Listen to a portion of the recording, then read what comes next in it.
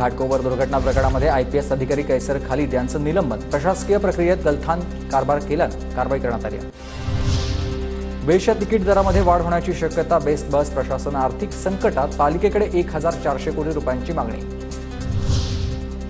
आता पुणेकरांसाठी खुशखबर, अटल सेतूवरून स्वारगेट ते मंत्रालय शिवनेरीच्या फेऱ्या सुरू होणार.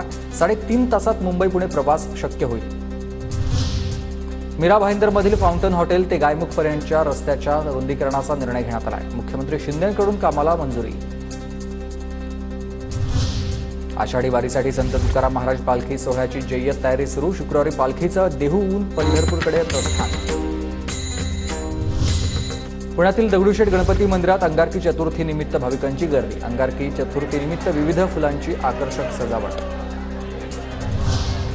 पुण्याच्या लेण्याद्रीमध्ये अंगारकी चतुर्थीनिमित्त गिरिजात्मक गणपतीस फुलांची आकर्षक सजावट. दर्शन घेण्यासाठी भाविकांची मोठी गर्दी.